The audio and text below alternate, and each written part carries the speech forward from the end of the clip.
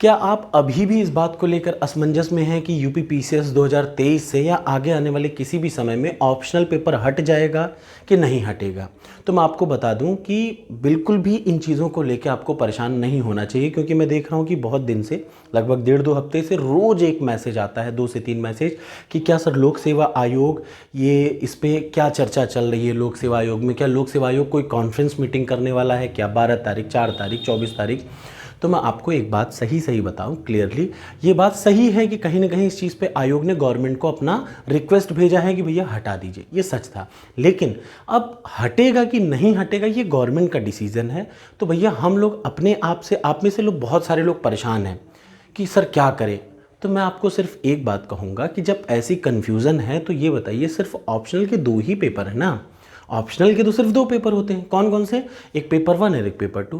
क्या सिर्फ वही होता है क्या यूपी पीसीएस मेंस में? उसके अलावा बहुत कुछ होता है, उसके अलावा प्रीलिम्स होता है, उसके अलावा जीएस के 4 पेपर होते हैं। जीएस के 4 पेपर होते हैं, ऐसे होता है, हिंदी होता है। तो 4 2 6 पेपर फिक्स हैं जो कि होगा, वो नहीं हटेंगे। तो भैया जब किसी चीज़ को लेकर कन्फ्यूज़न है तो मैं आपसे यही रिक्वेस्ट करूंगा कि कृपया ऐसे असमंजस की स्थिति में बैठ जाइए कि अरे यार अब क्या करें, पढ़ाई नहीं करें, ये बेवकूफ़ों की निशानी है।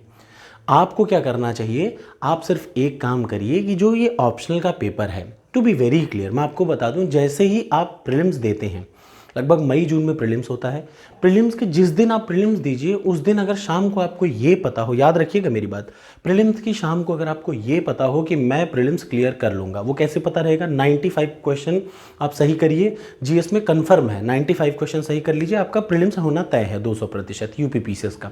अब जैसे ही आपका 95 क्वेश्चन 150 में से सही हो जाता है, उस दिन से आप तैयारी शुरू करिए ऑप्शनल की। 1 से 1.5 महीने में आपका ऑप्शनल पूरा तैयार हो जाएगा। और उस प्रीलिम्स से पहले, मतलब अभी जब मैं ये वीडियो बना रहा हूँ अब से, तब तक पूरा दम लगा दीजिए बचे सब्जेक्ट्स पे। खत्म बात। कितना आसान सा है, ऐसा कुछ नहीं है कि बहुत बड़ी चीज़ है। भाई जिस चीज़ को लेकर कन्फ्यूज़न है उसके चक्कर में हम पढ़ाई ही बंद कर दें, ये कहीं की सही बात नहीं है। तो आप में से बहुत सारे बच्चे पढ़ाई छोड़ के बैठ गए हैं कि यार कुछ नहीं होगा।